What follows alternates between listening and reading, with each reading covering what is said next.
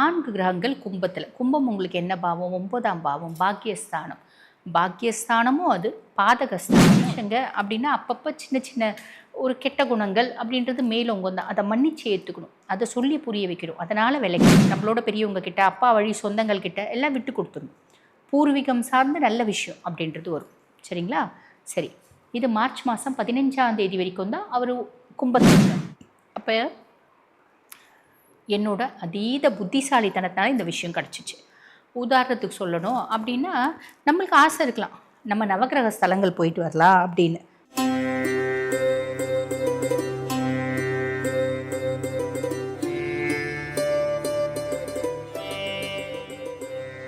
ஜோதிட யுகம் நேயர்களுக்கு வணக்கம். நான் டாக்டர் தீபா அருளாளன். இன்றைக்கி நம்ம என்ன டாபிக் பற்றி டிஸ்கஸ் பண்ண போகிறோம் அப்படின்னா, 4 கிரகங்கள் வந்து பார்த்திங்கன்னா ஒன்றா சேர்றாங்க.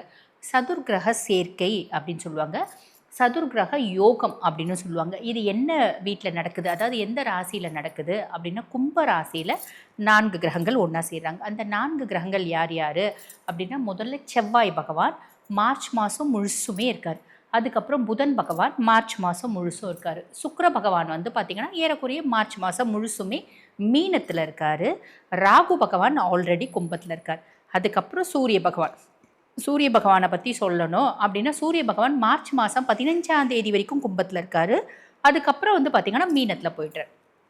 ஆக எந்தெந்த கிரகங்கள் என்னென்ன இடத்துல இருக்காங்க, எப்போ வரைக்கும், மார்ச் மாதம் முழுசுமே இருக்கிறது வந்து பார்த்திங்கன்னா மீதி 4 கிரகங்கள். சூரியன் மட்டும் வெளியே போகிறார் இல்லைங்களா? சுக்கிரன் வந்து நிரந்தரமாக வந்து பார்த்திங்கன்னா மீனத்தில் மார்ச் மாதம் முழுசுமே இருக்கார்.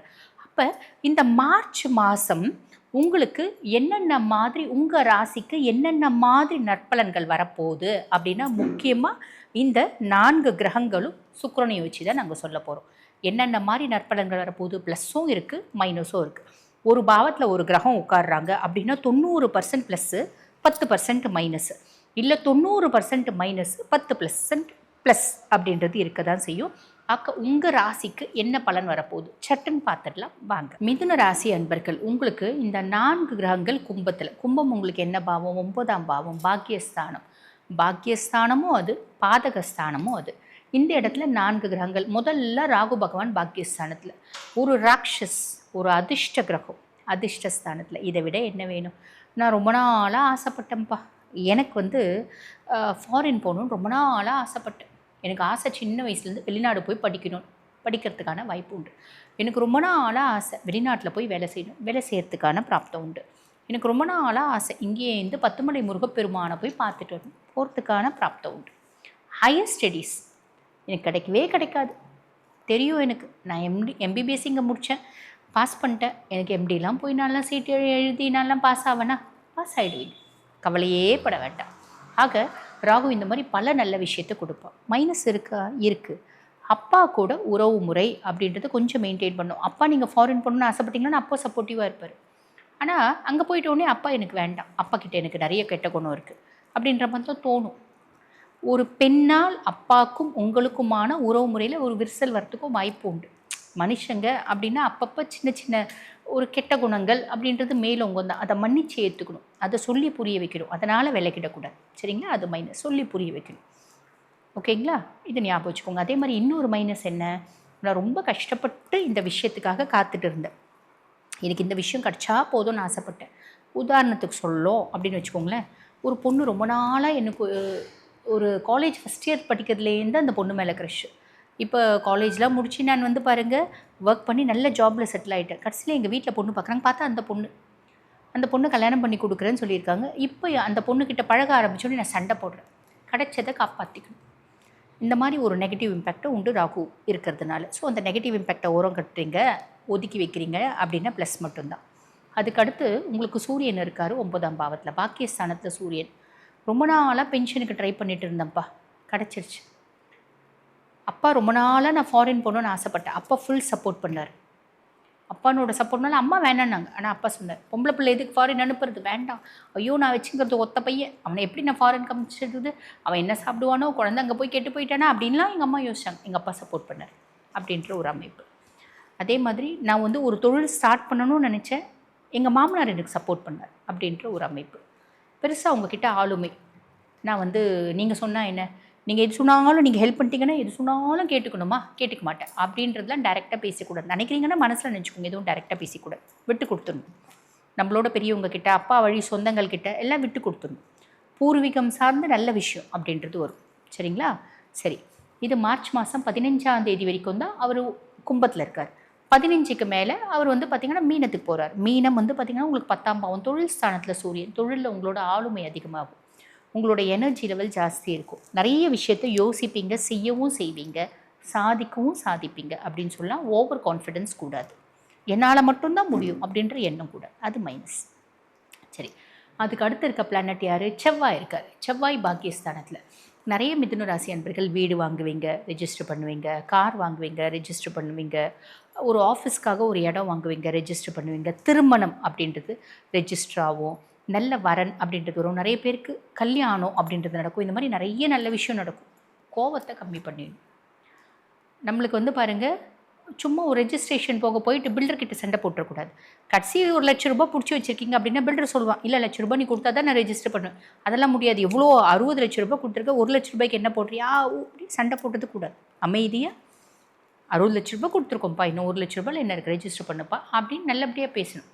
இல்லை நம்மளுக்கு கோவம் வருது அப்படின்னா ஒரு மத்தியஸ்தர்களை வச்சு பேசணும். அந்த கோவம் அப்படின்றத தனிச்சிடணும். கோவம் இருந்தால் நம்மளோட எல்லாமே கெட்டு போயிடும் இல்லைங்களா? அதுக்கப்புறம் பாக்கியஸ்தானத்தில் புதன். அப்போ என்னோட அதீத புத்திசாலித்தனத்தினால இந்த விஷயம் கிடச்சிச்சு. உதாரணத்துக்கு சொல்லணும் அப்படின்னா, நம்மளுக்கு ஆசை இருக்கலாம், நம்ம நவகிரக ஸ்தலங்கள் போயிட்டு வரலாம் அப்படின்னு. இப்போ எதுக்கு வேஸ்ட்டாக செலவு பண்ணி எத்தனையோ முறை போயிட்டேன். வீட்டுக்கார்கிட்ட கேட்குறீங்க, அடப்போம்மா எத்தனை முறைமா நவகிரகங்களை போய் பார்த்துட்டு வருவேன், எத்தனை முறைமா போனேன், என்னம்மா இப்போ உனக்கு பிரச்சனை அப்படின்றன்னு வச்சுக்கோங்களேன். உங்களுக்கு ஒரு ஃப்ரெண்ட்ஸ் நெட்வொர்க்கே இருக்கலாம், ஒரு வாட்ஸ்அப் குரூப்பே இருக்கலாம். உடனே நீங்கள் வந்து எல்லாரையும் கேட்கலாம், இந்த நவகிரக ஸ்தலத்துக்கு யார் யாரெல்லாம் வரீங்க அப்படின்ற மாதிரி ஒரு குரூப் க்ரியேட் பண்ணி உங்கள் குரூப்பில் ஆல்ரெடி நீங்கள் போடுறீங்க அப்படின்னா ஒரு 20 பேர் அதில் சேருவாங்க. ஒரு ட்ராவலர்கிட்ட, ஒரு டூர் அரேஞ்ச் பண்ணுறவங்கிட்ட 20 பேரை நான் கொடுக்குறேன் அப்படின்னா அவன் என்ன பண்ணுவான், சரிம்மா நீங்கள் உங்களுக்கு எல்லாமே ஃப்ரீமா, 20 பேரை நீங்கள் வந்து சேர்த்து விட்டீங்க அப்படின்னா உங்களுக்கு ஃப்ரீமா அப்படின்பா. அந்த மாதிரி என்னோடய புத்திசாலித்தனத்தை வச்சு நான் என்ன ஆசைப்படுறேன் அதை நான் செய்யலாம். உதாரணத்துக்கு நான் இந்த விஷயத்த சொன்னேன், புரியுதுங்களா? இந்த சாதுரியத்தை யார் கொடுப்பா? புதன் கொடுப்பா.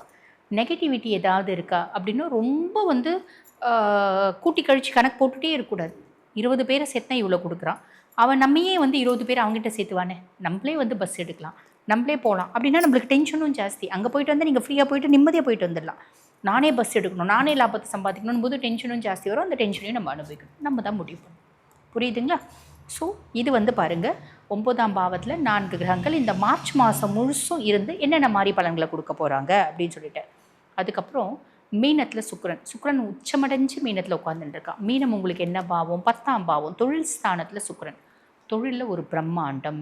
சாதாரணமாக இருந்த கன்சர்ன் இப்போ நிறைய கிளைண்ட்ஸ் வராங்க, நான் நிறைய வந்து பார்த்திங்கன்னா லாபம் சம்பாதிக்கிறேன், அதனால் நான் என்னோடய ஆஃபீஸை வந்து நல்லா டெக்கர் பண்ணேன், இன்டீரியர் டெக்கர் பண்ணேன், ஆஃபீஸை கொஞ்சம் பிரம்மாண்டமாக வந்து க்ரியேட் பண்ணேன்.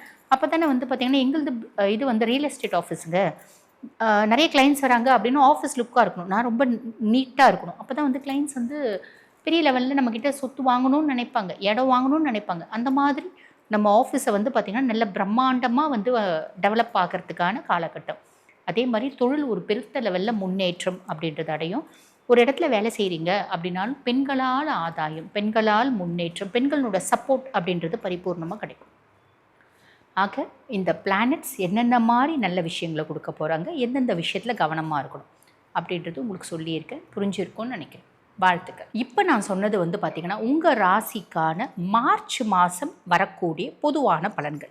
இப்போ இந்த பதிவை பார்த்துட்ருக்கோங்கம்மா, இந்த 4 கிரக சேர்க்கை எங்களுக்கு என்ன பண்ண போகுது, அதே மாதிரி மீனத்தில் உட்காந்துட்டு இருக்க சுக்கிரன் எங்கள் சுய ஜாதகத்துக்கு 100க்கு 100% நீங்கள் சொன்னதை செய்ய போகிறானா, இல்லை 50% தான் செய்ய போகிறானா, இல்லை நாங்கள் இந்த காலகட்டத்தில் வீடு கட்டலான் இருக்கோம், செய்யலாமா வேண்டாமா, அதே மாதிரி பார்த்திங்கன்னா நாங்கள் வெளிநாட்டுக்கு போகலான் இருக்கோம், போகலாமா வேண்டாமா, பொண்ணுக்கு வந்து திருமண வரன் வந்திருக்கு, கல்யாணம் பண்ணலாமா வேண்டாமா, குழந்தையின்மைக்காக நிறைய வைத்தியம் பண்ணிகிட்ருக்கோம், இந்த காலகட்டம் IVF பண்ணலான்னு நினைக்கிறோம், பண்ணலாமா வேணாமா, எங்களுக்கு இருக்க பிரச்சனைகள் எல்லாம் ஓயுமா ஓயாதா, இப்படி பல கேள்விகளுக்கு பதில் உங்கள் சுய ஜாதகம். உங்கள் சுய ஜாதகத்தை பார்த்தா தெளிவாக துல்லியமாக சொல்லிட முடியும்.